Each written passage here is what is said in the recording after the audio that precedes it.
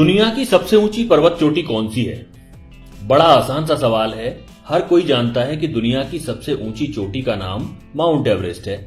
दरअसल ये उन बेसिक सवालों में से एक है जो हमें बचपन से ही रटाए जाते हैं। आप में से बहुत से लोग ये भी जानते होंगे कि माउंट एवरेस्ट का नाम एक अंग्रेज अधिकारी सर जॉर्ज एवरेस्ट के नाम पर रखा गया था।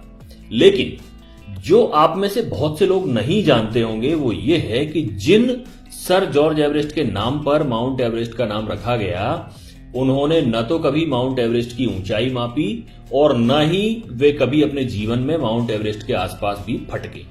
जी हां, बल्कि आपको और भी सुखद आश्चर्य होगा जब आप ये जानेंगे कि एवरेस्ट की ऊंचाई नापने वाला शख्स कोई ब्रिटिश नहीं बल्कि एक भारतीय गणितज्ञ था और इस भारतीय का नाम था राधानाथ सिकदर।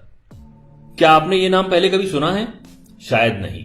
हम में से बहुतों ने नहीं सुना होगा, क्योंकि हम जो इतिहास पढ़ते हैं वो ज्यादातर वही है जो अंग्रेज या विदेशी इतिहासकार हमारे लिए छोड़ गए हैं। राधानाथ सिकदर भारत की उन अनेकों अल्पज्ञात महान विभूतियों में से एक है जिन्हें इतिहास में वह स्थान नहीं मिला जो मिलना चाहिए था।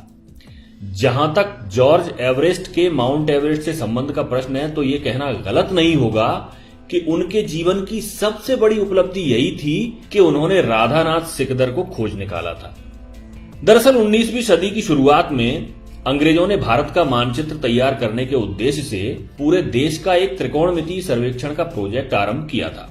इसी प्रोजेक्ट के तहत सन 1830 में सर जॉर्ज एवरेस्ट नाम का एक अंग्रेज अधिकारी सर्वेयर जनरल ऑफ इंडिया बनकर भारत आया। भारत आने के बाद जॉर्ज एवरेस्ट ने एक ऐसे व्यक्ति की खोज शुरू की जो स्फेरिकल ट्रिग्नोमेट्री में विशेषज्ञ हो। तब उनके एक शिक्षक मित्र ने उन्हें कोलकाता के एक युवा छात्र राधानाथ सिकदर का नाम सुझाया, जिसने अपनी गणितीय प्रतिभा से अपने शिक्षकों को कायल कर रखा था। फिर क्या था, सर जॉर्ज एवरेस्ट ने राधानाथ सिकदर को अपने विभाग में कंप्यूटर के पद पर नौकरी पर रख लिया। उस समय आज की तरह कंप्यूटिंग का काम कंप्यूटर मशीनों से नहीं बल्कि इंसान कंप्यूटरों से कराया जाता था, जो कागजों पर प्राप्त डेटा को कंप्यूट करते थे।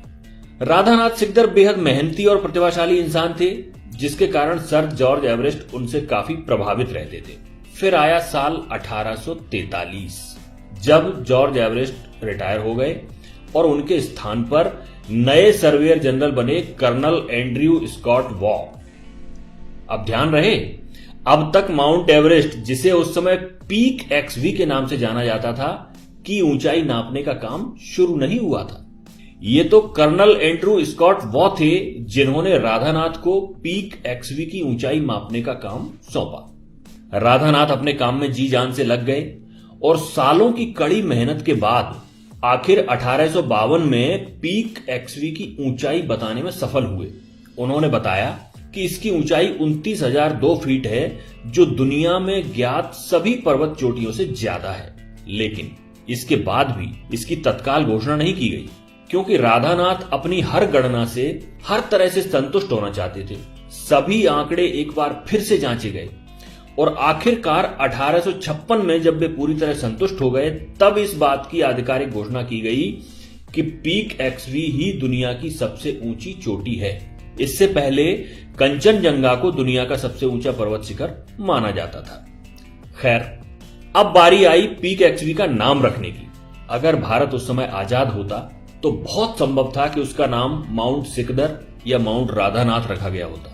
लेकिन उस समय तो हुकूमत अंग्रेजों की थी, तो कर्नल एंड्रयू स्कॉट वॉ ने उस चोटी के लिए नाम चुना माउंट एवरेस्ट। यह नाम उन्हीं सर जॉर्ज एवरेस्ट के नाम पर था जो कर्नल एंड्रयू स्कॉट वॉ के पूर्व भारत के सर्वेयर जनरल हुआ करते थे। तो इस तरह एक प्रतिभाशाली और परिश्रमी भारतीय गणितज्ञ, जिसकी शोहरत पूरी दुनिया में होनी चाहिए थी, जो अपने काम के प्रति इतना समर्पित था कि उसने आजीवन विवाह नहीं किया, उसके योगदान को बड़ी आसानी से भुला दिया गया। लेकिन उस समय तो जो हुआ सो हुआ, शासन अंग्रेजों का था और हम ज्यादा कुछ कर नहीं सकते थे। परंतु दुख की बात तो यह है कि आज इतने सालों के बाद भी, जब भारत आजाद हो चुका है, हम में से ज्यादातर भारतीय अपने ही देश के इस महान गणितज्ञ का नाम तक नहीं जानते हैं। क्या आपको नहीं लगता कि हमें अपने बच्चों को इतिहास के इन भूले बिसरे नायकों के बारे में बताना चाहिए?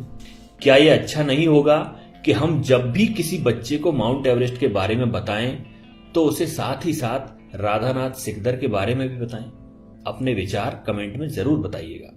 जल्दी हाजिर होते हैं आपके समक्ष एक नई जानकारी लेकर। ये वीडियो अगर पसंद आया हो तो इसे लाइक और शेयर करना मत भूलिए। धन्यवाद। जय हिंद, जय भारत।